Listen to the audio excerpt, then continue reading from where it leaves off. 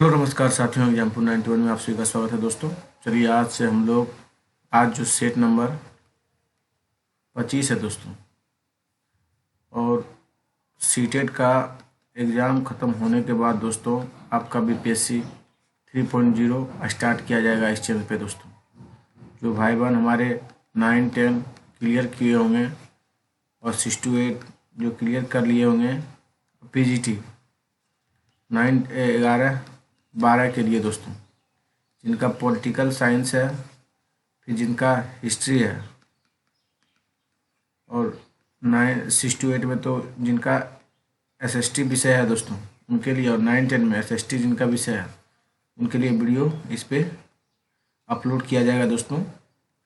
प्रत्येक दिन एक हिस्ट्री का टॉपिक पढ़ाया जाएगा, थ्योरी, और उसके बाद उसका कंटेंट दोस्तों ऑब्जेक्टिव एनसीईआरटी बेस्ड रहेगा दोस्तों।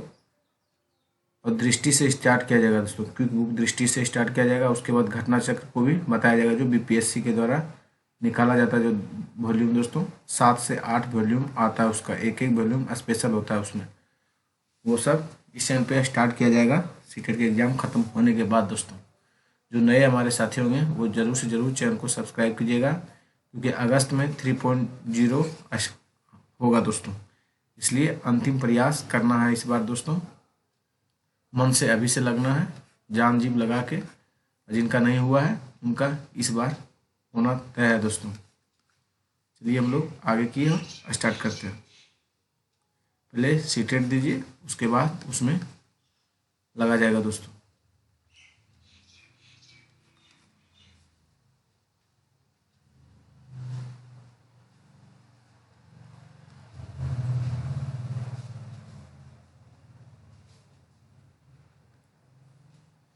चलिए आज का जो क्वेश्चन है दोस्तों 181 से स्टार्ट करेंगे हम लोग। चलिए देखते हैं।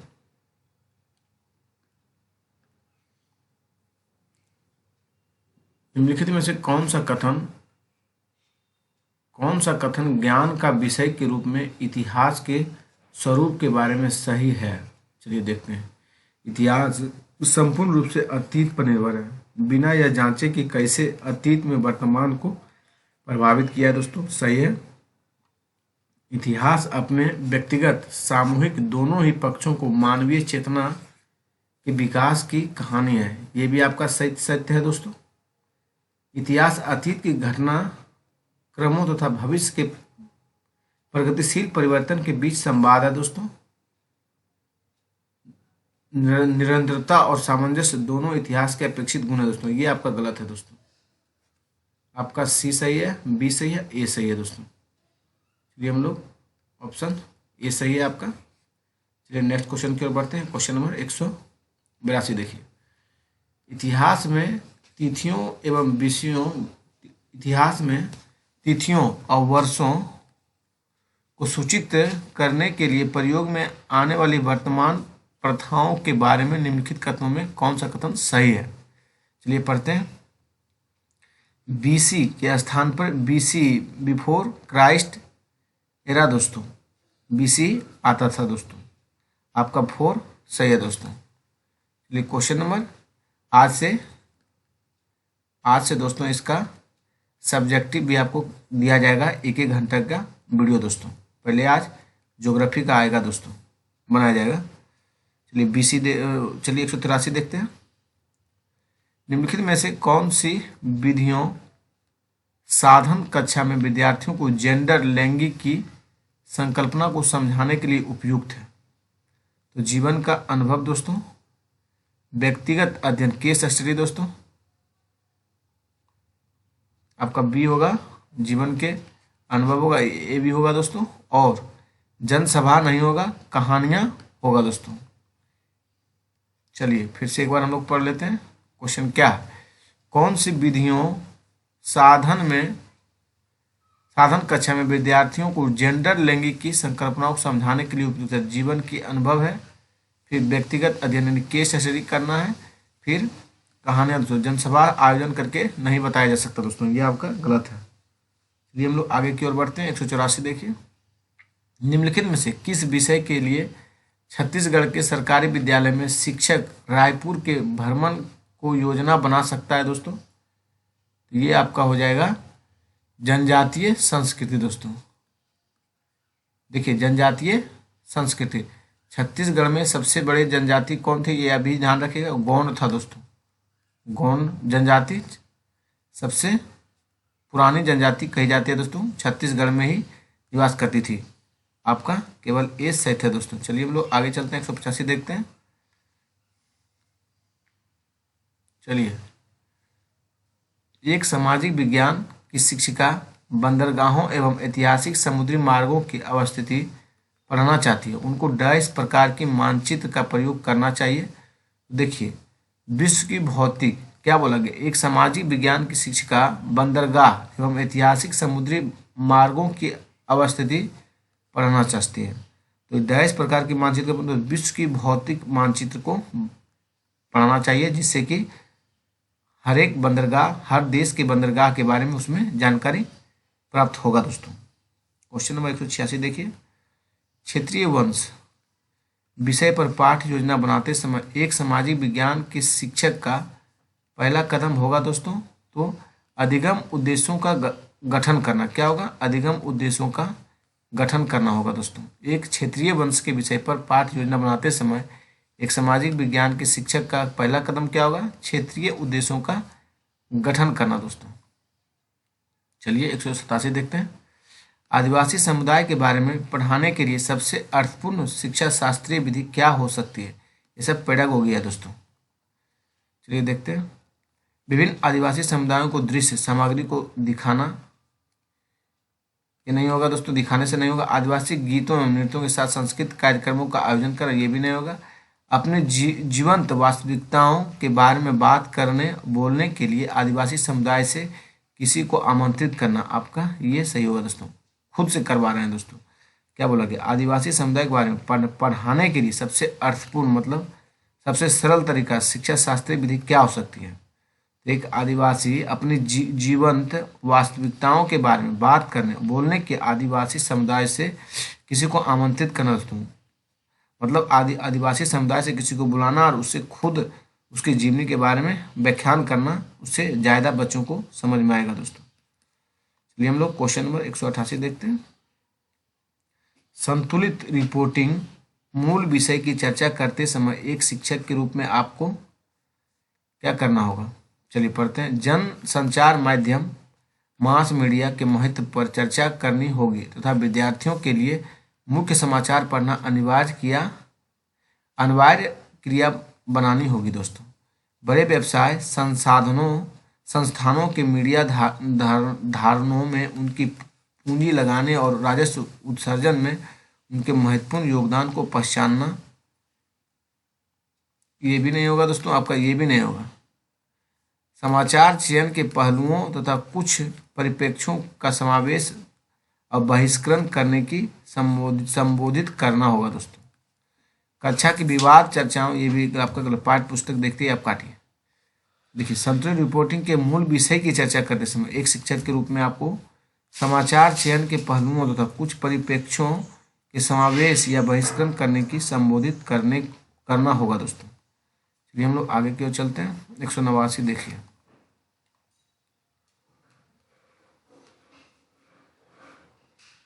विविधता के बारे में पढ़ाते हुए हम छात्रों में निम्नलिखित में से कौन से दृष्टिकोण विकसित कर सकते हैं। देखिए, विविधता को विविध लक्षणों के रूप में माना जाता है, आपका ये सही है। यह लोगों में असमानता भेदभाव फैलाती है, गलत बात है दोस्तों, असमानता भेदभाव नहीं फैलाती है। किसी भी आधार पर लोगों से भेदभाव हटाने का प्रयास करती है और उन्हें पास लाती है, ये भी आपका पॉजिटिव बात है दोस्तों। ये आपका निगेटिव है, ये सब पॉजिटिव थिंकिंग है। यह लोगों में व्याप्त अंतरों को पहचानती है और स्वीकार करती है दोस्तों, ये भी आपका पॉजिटिव है, आपका ACD सही होगा दोस्तों। चलिए क्वेश्चन नंबर 190 की ओर चलते हैं। 190 में क्या बोला जाएगा देखते हैं, कक्षा में परिचर्चा के लिए सामाजिक विज्ञान के पाठ्य पुस्तकों एक अच्छे अध्यापन अधिगम के स्रोत के रूप में कार्य कर सकती है। अगर शिक्षिका अपने विद्यार्थियों को पाठ्य पुस्तक के उच्च स्वर को पढ़ाने के लिए कहती है, ये गलत हो जाएगा। उच्च स्वर में पढ़ाने से नहीं होगा।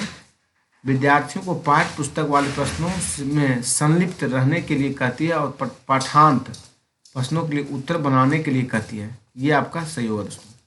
क्या बोला? कक्षा में परिचर्चा के लिए सामाजिक विज्ञान के पाठ्य पुस्तकों एक अच्छे अध्यापन अधिगम मतलब सीखने के स्रोत के रूप में कार्य कर सकती है। अगर शिक्षिका विद्यार्थियों को पाठ्य पुस्तक वाले प्रश्नों में संलिप्त रहने के लिए कहती, तब पाठांत प्रश्नों के लिए उत्तर बनाने के लिए कहती। तो खुद से बच्चा करता दोस्तों, खोजता प्रश्न को बनाने के लिए, पढ़ता बुक। चलिए 191 देखते हैं हम लोग। एक सामाजिक विज्ञान में शिक्षिका प्लास्टिक को क्यों प्रतिबंधित कर देना चाहिए विषय पर अपने विद्यार्थियों को आलोचनात्मक जांच में संलिप्त करना चाहती है।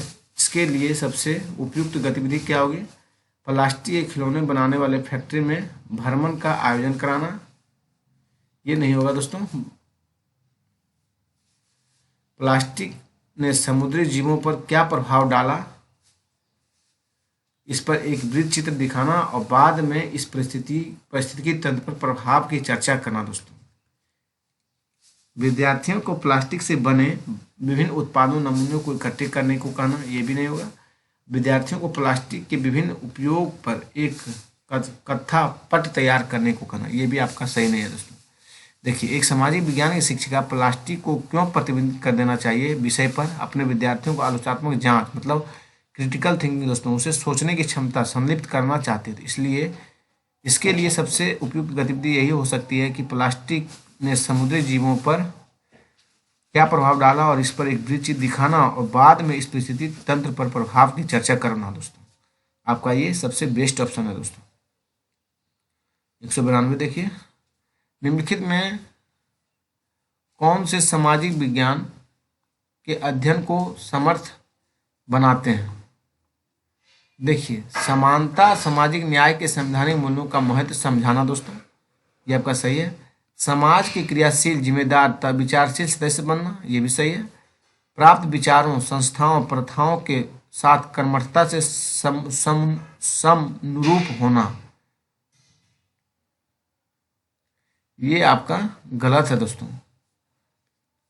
यह समझना कि समाज की कैसे संरचना होती है तथा कैसे उसे व्यवस्थित एवं शासित किया जा सके। दोस्तों, बी सही है, सी गलत है दोस्तों, आपका डी सही है। ए बी डी दोस्तों आपका सत्य है। चलिए 193 देखते हैं। निम्नलिखित कथनों में ए और बी को पढ़िए और उपयुक्त विकल्प का चयन करना। चलिए, सामाजिक विज्ञान में बिरले ही एक सही उत्तर होता है। बिरले ही एक सही उत्तर होता है। दोस्तों, सामाजिक विज्ञान के शिक्षा शास्त्रीय उपागम को परिभाषाओं के प्रयोग से बचना चाहिए। आपका दोनों कथन सत्य है दोस्तों, ए और बी दोनों। दोस्तों, फिर से देखिए, सामाजिक विज्ञान में बिरले ही एक सही उत्तर होता है और सामाजिक विज्ञान में शिक्षा शास्त्रीय उपागम को परिभाषाओं के प्रयोग से बचना चाहिए। दोनों सही है दोस्तों, ए और बी दोनों सही है। प्राथमिक स्रोतों पर आधारित अंग्रेजों के वास्तुशिल्प पर शिक्षक एक परियोजना देता है। निम्नलिखित में कौन सा प्राथमिक स्रोत है दोस्तों? तो उपन्यास नहीं है। राष्ट्रपति भवन आपका प्राथमिक स्रोत है दोस्तों। प्राथमिक स्रोतों पर आधारित अंग्रेजों के वास्तुशिल्प पर शिक्षक एक परियोजना देता है। अंग्रेज के द्वारा ही बनाया गया, सर लुटियंस के द्वारा दोस्तों, एडवर्ड लुटियंस के द्वारा। ये सब आपका नहीं होगा। 195 देखिए, ये होता जब अंग्रेजों द्वारा नहीं पूछा जाता, तब ये आपका होता। विभिन्न तरीके कौन से हैं जिनसे किसी परियोजना से अधिगम अनुभवों का अधिग्रहण किया जा सकता है? विभिन्न तरीके कौन से हैं जिनसे किसी परियोजना से अधिगम सीखने के अनुभव का अधिग्रहण किया जा सकता है? अधिगम मतलब सीखना हुआ दोस्तों। तो अभिलेख पढ़ेंगे तो उसके बारे में जानेंगे। पावर पॉइंट प्रस्तुतिकरण, पेन और पेपर परीक्षा, स्क्रैप बुक, रेखाचित्र। दोस्तों, तो आपका देखिए, पावर पॉइंट प्रस्तुतिकरण करना और पेन और पेपर परीक्षा। दोस्तों, आपका स्क्रैप बुक और रेखाचित्र नहीं होगा दोस्तों। आपका क्या होगा? अभिलेख होगा, उसके बारे में पढ़ेंगे, जानकारी हो जाएगा, सीख लेंगे। पावर पॉइंट प्रस्तुतिकरण करना, पेन एवं पेपर परीक्षा दोस्तों आपका, सॉरी दोस्तों, केवल आपका एक है, एक होगा इसमें, केवल आपका एक। अभिलेख के माध्यम से हम किसी परियोजना को सीखने का अनुभव अधिग्रहण किया जा सकता है दोस्तों। ये सब आपका गलत है साथियों। चलिए हम लोग आगे की ओर चलते हैं। निम्नलिखित में से कौन से प्रश्न संज्ञानात्मक प्रक्रिया के मूल्यांकन पहलू का आकलन करते हैं? देखिए, विभिन्न देशों के बीच न्याय संगत व्यापार को प्रोत्साहित करने के लिए क्या किया जा सकता है? हरित क्रांति ने भारत को अनाज के मामले में आत्मनिर्भर बना दिया। समझाएं। तो यहाँ क्रिटिकल संज्ञानात्मक प्रक्रिया के बारे में पूछ रहा है दोस्तों। देखिए, मुगल साम्राज्य के पतन के लिए आप औरंगजेब को उत्तरदायी ठहराएं। तीनों आपका सही है दोस्तों। संज्ञानात्मक प्रक्रिया तीनों, ए भी है, बी भी है और तीनों है दोस्तों। इमारतों के निर्माण में कला तुर्कियों ने क्या बदलाव किया? ये आपका गलत है दोस्तों। क्या पूछा क्वेश्चन, ये भी ध्यान दीजिए। कौन से प्रश्न संज्ञानात्मक प्रक्रिया के मूल्यांकन पहलू पर आकलन करते हैं? आपका ए बी सी सही है दोस्तों। चलिए 197 देखते हैं हम लोग।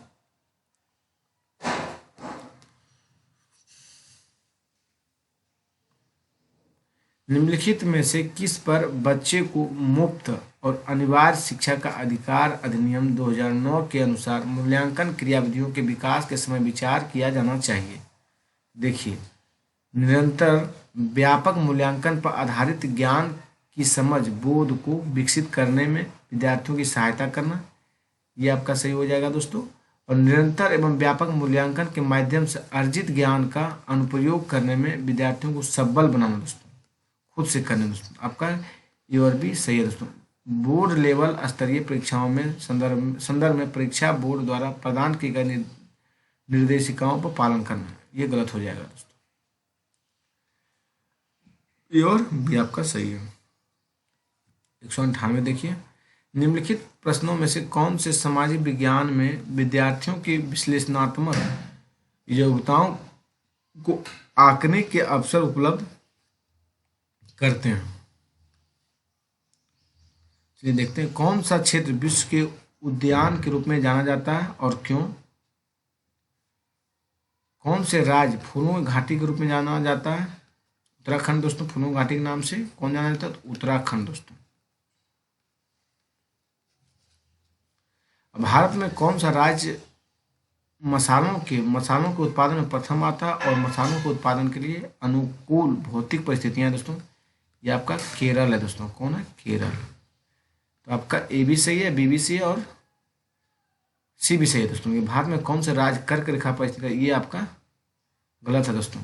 अवसर उपलब्ध करने के लिए, अवसर उपलब्ध आपका ये ए देगा, बी और सी देगा। तो कौन सा क्षेत्र विश्व के उद्यान के रूप में जाता है और क्यों?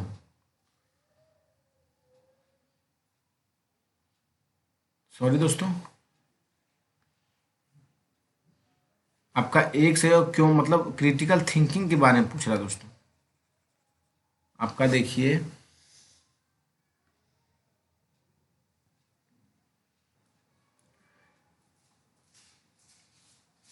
विश्लेषण योग्यताओं को आंकने का अवसर उपलब्ध कराने के लिए कहता है दोस्तों। तो देखिए, विश्लेषण आप किसी के बारे में क्यों पूछा गया मतलब तभी ना आप उसके बारे में बच्चा सोचेगा दोस्तों। तो आपका ए सही होगा और बी और सी गलत है दोस्तों। और भारत में कौन से राज्य कर्क रेखा पर स्थित है, इसके बारे में लिखना दोस्तों। आपका ए और सी आपका विश्लेषणात्मक चिंतन में आएगा दोस्तों। 199 देखिए, कौन से प्रश्न संज्ञानात्मक प्रक्रिया में केवल असमान पहलू पर आकलन करता है दोस्तों? बच्चों के अधिकारों की सुरक्षा हेतु भारत सरकार द्वारा कौन से दो एक्ट पारित किए गए हैं? आकाशगंगा क्या है? हमारी आकाशगंगा के निकटतम कौन सी आकाशगंगा है? क्या आप सोचते हैं कि भारत में धर्म के संबंध में स्वतंत्रता के अधिकार सही प्रकार से कार्य करता है? क्या यह भारत के एक धर्मनिरपेक्ष देश बनाता है? तो दोस्तों, आपका दो पहलू पर केवल स्मरण के पहलू दो बोला गया है दोस्तों, आकलन करना है। तो आपका ए हो जाएगा और आपका बी हो जाएगा दोस्तों। सी भी आपका गलत है और डी भी दोस्तों। क्योंकि क्या समस्या हो सकती है यदि राज्य सरकार संघीय सरकार में दो भिन्न राजनीतिक पार्टियां द्वारा संचालित हो? ये सब आपका गलत हो जाएगा दोस्तों। ए और बी आपका सही था दोस्तों। चलिए हम लोग आगे चलते हैं। क्वेश्चन नंबर 200 देखिए। निम्नलिखित में से कौन से प्रश्न बहुल परिप्रेक्ष्यों को उपयोग करने या विश्वास करने के अवसर प्रदान करता है? कौन से प्रश्न बहुल परिप्रेक्ष्यों को उपयोग करने या विकास करने के अवसर प्रदान करता है? तो साथियों ये हो जाएगा आपका वे कौन से कारक जो किसी क्षेत्र में जलवायु निर्धारित करते हैं? ये नहीं होगा दोस्तों। वनों की कटाई में हानिकारक प्रभाव, ये भी नहीं होगा। दक्षिण अमेरिका में मुख्य भौतिक खंड, ये भी नहीं होता। बहुदल तंत्र क्या गुण एवं दोष, ये आपका हो जाएगा दोस्तों। बहुल परिप्रेक्ष्य में बहुदल तंत्र के क्या गुण दोष होते हैं? केवल आपका डी सही है दोस्तों। धन्यवाद दोस्तों। आज का वीडियो यहीं स्टॉप किया जाता है। आपका पूरा एसएसटी कंप्लीट हो गया दोस्तों। आप लोग जाइए प्लेलिस्ट में पूरा पाठ को देखिए, नहीं तो फिर से स्टार्ट किया जाएगा। तो इस बार जो बताया जाएगा 60 क्वेश्चन का सेट करके आपको प्लेलिस्ट दिया जाएगा दोस्तों। तो अब यहाँ से आपको थ्योरी कुछ का थ्योरी जैसे ज्योग्राफी का थ्योरी करवा देते हैं, जो उससे बाहर नहीं आएगा। एनसीईआरटी बेस्ड दोस्तों, सचिन सर का ही नोट्स होगा। धन्यवाद दोस्तों।